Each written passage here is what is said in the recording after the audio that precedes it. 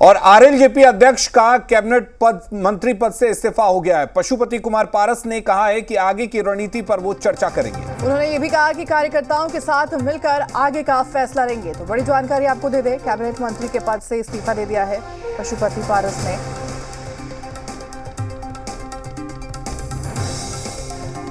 कल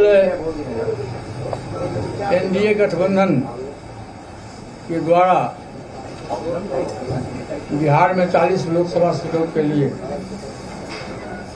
किस दल को कितना सीट मिलेगा इसकी घोषणा हो गई।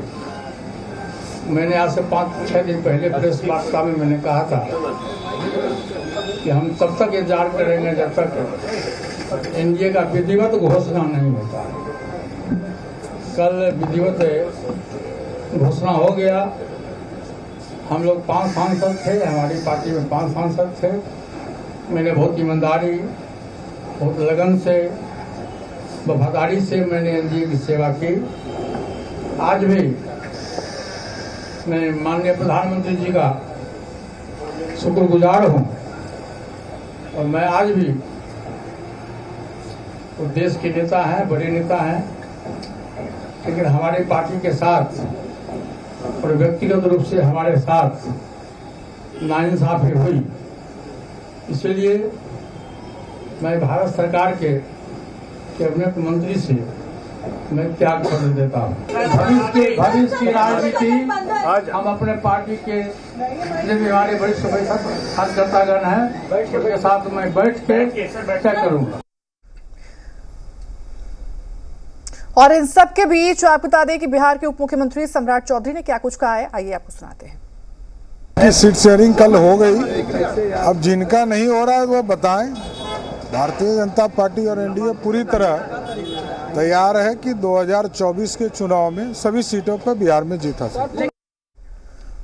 तो बीजेपी अपने सभी 40 सीटों को जीतने के संकल्प को दोहरा रही है। तो इधर एनडीए के साथी रहे पशुपति कुमार पारस ने केंद्रीय मंत्री के पद से इस्तीफा दे दिया है। हालांकि उन्होंने कहा कि आगे की रणनीति पर वो अपने कार्यकर्ताओं नेताओं के साथ बैठकर चर्चा करेंगे।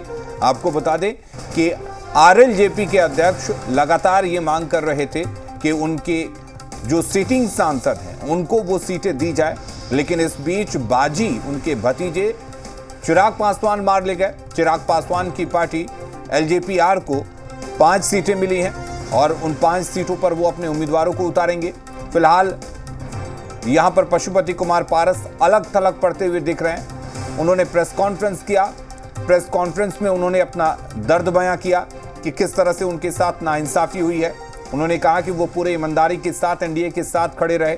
उन्होंने प्रधानमंत्री नरेंद्र मोदी का शुक्रिया अदा किया कि उन्होंने उनको मौका दिया काम करने के लिए, केंद्रीय मंत्री के पद पर बिठाया और उन्होंने उसके लिए पूरे ईमानदारी से जो उनको जिम्मेदारी दी गई थी उसको निभाया भी। लेकिन उसके बाद पशुपति कुमार पारस ने कहा कि वो व्यक्तिगत तौर पर उनके साथ नाइंसाफी हुई है और इसलिए वो केंद्रीय मंत्री के पद से इस्तीफा देते हैं।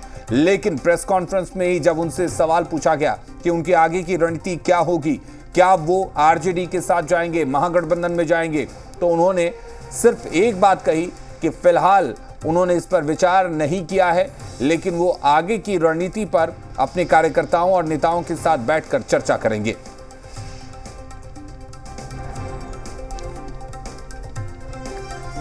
तो बड़ी खबर, बड़ी जानकारी आपको दे रहे हैं। देखिए, कैबिनेट मंत्री पद से उन्होंने इस्तीफा दे दिया है और साथ ही प्रेस कॉन्फ्रेंस कर उन्होंने ये कहा कि उनके साथ नाइंसाफी हुई है और आगे की रणनीति पर अब चर्चा करेंगे। उनके जो कार्यकर्ता हैं उनसे मिलजुल कर बात करेंगे और फिर आगे की रणनीति तैयार की जाएगी, उसके बाद फैसला लिया जाएगा।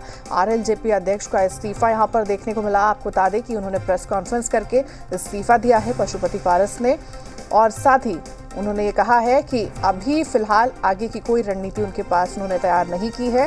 कार्यकर्ताओं के साथ मिलजुल कर बातचीत करके आगे क्या कुछ रणनीति होगी वो बयान सामने आएगा और फैसला भी आगे ही लेंगे। तो बड़ी खबर इस वक्त की आपको दे रहे हैं। कैबिनेट मंत्री के पद से पशुपति कुमार पारस ने इस्तीफा दे दिया है। आपको बता दें कि उन्होंने आगे की रणनीति पर अभी कुछ भी नहीं कहा, अपने पत्ते नहीं खोले हैं कि वो आगे क्या कुछ करने वाले हैं, लेकिन लगातार पशुपति कुमार पारस वो ये कहते रहे कि वो हाजीपुर से ही चुनाव लड़ेंगे और शायद यही वजह रही कि एनडीए में उनकी पार्टी को फिलहाल कोई सीट नहीं मिली। हालांकि आपको बता दें कि खबर ये भी आई थी कि पशुपति कुमार पारस को कहा गया कि वो RLJP को छोड़ LJPR यानी कि लोक जनशक्ति पार्टी रामविलास के साथ अपनी पार्टी का मर्जर कर लें।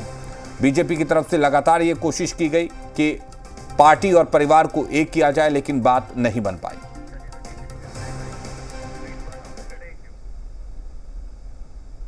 और इधर एनडीए में